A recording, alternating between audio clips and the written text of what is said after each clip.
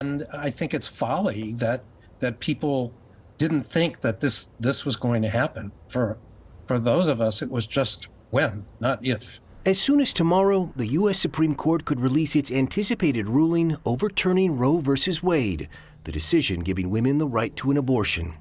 For Dr. Michael Hertz, an obstetrician and gynecologist who teaches at Wayne State, it's a ruling he has long expected and feared. I don't know anybody who would be willing to practice and to perform abortions with the threat of a 5-year felony hanging over their head, and Michigan will become an abortion desert. Well, there's no guarantee the court's decision will come this week. It is expected to issue rulings both tomorrow and Friday. We will not go back. Since word of the leaked draft was first reported, Anna Visser of Right to Life Michigan has been optimistic. We're hoping that we can enforce our 1931 abortion law in Michigan. But even if Roe v. Wade is outlawed tomorrow, abortion will still be allowed in Michigan. That's because a court of claims judge issued an injunction against a 1931 state law banning abortion. But right now, pro-life groups are fighting in court to let that 1931 law take effect.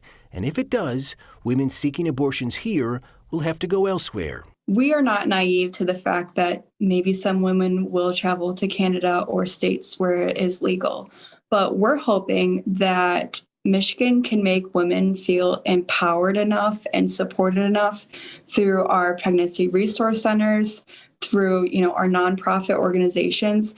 Whenever the ruling does come, for Dr. Hertz, he won't have to imagine what practicing medicine is like before abortions were legal.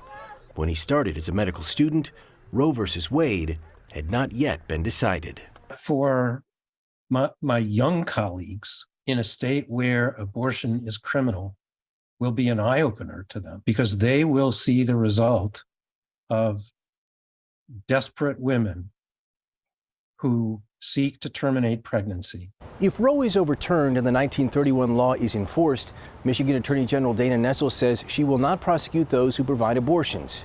But Michigan has 83 different counties with their own prosecutor who could. From Southfield, I'm Ross Jones, 7 Action News.